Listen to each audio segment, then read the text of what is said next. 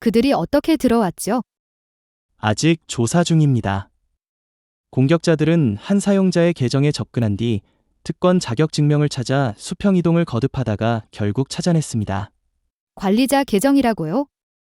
우리는 특권 계정 관리, PAM, 솔루션에 상당한 투자를 했습니다. 당신은 그것이 견고하다고 말했잖아요. 대부분의 관리자 급 계정, 약 90%는 PM에 있습니다. 마지막 10%가 가장 어렵습니다. 그 10%에는 모든 서비스 계정이 포함됩니다. 다시 설명해 주세요. 왜 그 서비스 계정들을 PAM으로 옮겨 비밀번호를 자동으로 교체하도록 못하는 거죠? 가능합니다만 쉽지 않습니다. 서비스 계정은 자동화된 비인간 로그인으로서 소프트웨어와 장치가 사용하며 어디에나 쓰입니다. 우리 백업 플랫폼도 모든 서버와 노트북에 연결하려면 하나가 필요합니다. 프린터는 펌웨어 업데이트에 사용하고 인증서 자동 등록, 액티브 디렉토리를 조회하는 애플리케이션, 데이터베이스를 호출하는 예약 작업, 모두 서비스 계정에 의존합니다. 알겠습니다. 그런데 왜 공격자들이 그렇게 높은 권한을 가진 서비스 계정을 찾을 수 있었죠? 왜 그 계정으로 회사 전반에 로그인할 수 있었나요? 두 가지입니다. 첫째, 스크립트와 예약 작업이 종종 높은 권한을 필요로 하기 때문에 그런 권한이 존재합니다. 그 계정은 자신이 접근해야 하는 서버, 예를 들어 데이터베이스 서버 정도만 접근해야 합니다. 프린트 서버나 사용자 노트북까지는 안 되죠. 둘째, 접근 권한을 제한하려면 상당한 노력이 필요합니다. 프로비저닝 팀은 촉박한 마감에 쫓기다 보니 일단 권한을 과도하게 부여하고 나중에 수정하는 것이 안전한 선택이 되는 겁니다. 이제 이것을 우리가 지원하는 애플리케이션 수, 유지 업데이트해야 할 제품 수 만큼 곱해보면 서비스 계정이 수백 개에 이르게 됩니다. 그중 얼마나 많은 계정이 과도한 권한을 가질지 상상해보세요. 그리고 공격자는 그중 하나만 찾으면 됩니다. 맞습니다. 하나를 탈취해 또 다른 계정을 찾고 이를 반복해 핵심 시스템에 도달하면 게임은 끝입니다. 우리가 관리자들이 중요한 작업을 할 때 연결하도록 전용 점프 서버를 배포하지 않았나요? 했습니다. 그건 15년 전 문제에는 좋은 해결책이었죠. 공격자들은 진화했고 우리는 따라가지 못했습니다. 매년 보안 예산을 늘렸는데도 여전히 뒤처져 있나요? 팀의 권고는 뭔가요? 그게 두 번째 질문으로 이어집니다. 왜 공격자의 로그온이 차단되지 않았냐는 거죠? 사용자 및 엔터티 행위 분석, UEBA. 우리가 제안했던 솔루션 기억하시죠? 맞아요. 정상 사용 패턴을 학습하고 이상 징후를 알리는 UEBA 제품이요. 그렇습니다. 공격자들은 아무도 일하지 않는 밤중에 접속했습니다.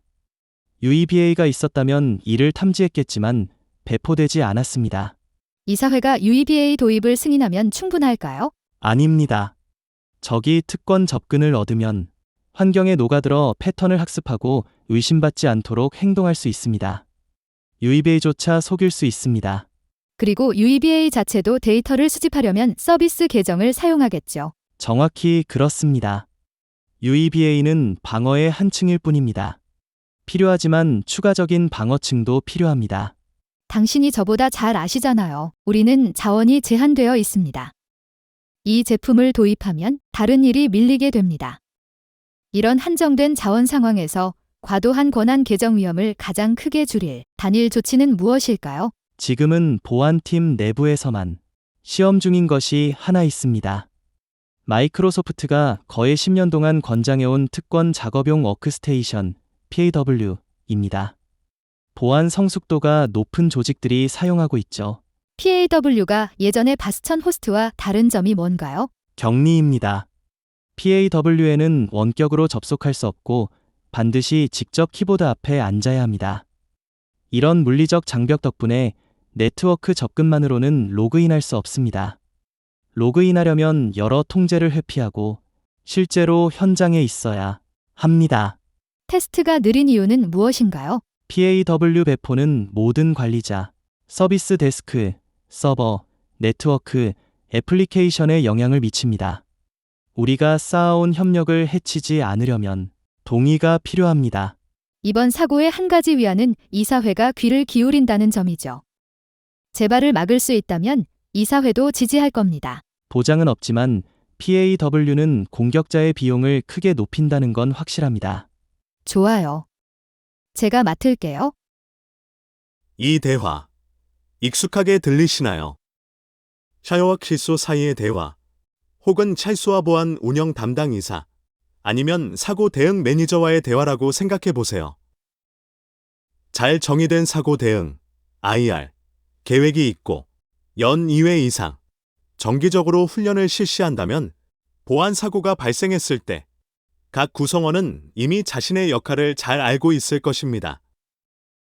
인시던트 리스판스 팀은 사고의 범위를 파악하고 보안팀과 IT팀의 나머지는 피해를 최소화하고 서비스를 복구하며 비즈니스가 가능한 한 빨리 정상으로 돌아오도록 노력합니다. 사고 상황을 정기적으로 보고받는 것 외에도 적극적인 이사회는 더 큰 그림에 관심을 가집니다. 앞으로 이런 문제를 어떻게 방지할 것인가? 어떤 조치를 취했어야 했는가? 그 조치를 막은 요인은 무엇이었는가? 그런 장애물을 제거하려면 무엇을 해야 하는가? 그래야 조직이 앞으로 이런 도전을 극복할 최선의 기회를 갖게 되고 그 경험이 보안 전략에 어떻게 반영될 것인가를 묻습니다. 우리가 들은 대화는 위험이 가장 높은 계정을 보호하기 위한 계획의 두 번째 부분만 다룹니다. 첫 번째 부분은 환경 내 모든 계정에 대한 인벤토리를 작성하는 것입니다. 각 계정의 용도, 현재 사용 중인지 여부, 마지막으로 비밀번호가 변경된 시점, 부여된 권한 수준, 그리고 기타 상식적인 질문에 답하는 작업이 포함됩니다. 예를 들어, 도메인 관리자 권한을 가진 서비스 계정이 있습니까? 도메인 관리자와 유사한 권한을 가진 계정은 몇 개입니까? 환경의 특권 관계를 더 잘 이해하고 줄이기 위해 블러드하운드 같은 도구를 실행해 보았습니까? 이 작업을 팀이 직접 수행할 수 있습니까? 아니면 외부 업체를 계약해야 합니까? 이 작업을 시작하기 전에 완료해야 하는 더 시급한 보안 프로젝트는 무엇입니까? 그리고 이러한 여러 프로젝트가 조직의 위험을 어떻게 줄이는지 비교 분석해보면 어떨까요? 이상입니다. 이번이 네 번째 에피소드였습니다. 저는 파파다리오 이자디니아입니다. 이번 에피소드의 스토리텔링 형식을 여러분도 저만큼 즐기셨기를 바랍니다. 네스트 라디오는 AI 생성 음성을 활용해 사이버 보안 이야기를 여러 언어로 청취자에게 전달하는 프로젝트입니다. 다루었으면 하는 이야기나 더 깊이 탐구하고 싶은 질문이 있다면 nestradio.net으로 메시지를 보내주세요. 이 콘텐츠가 마음에 드셨다면 친구들에게도 알려주세요. 그리고 기억하세요. 언제나 호기심을 유지하세요.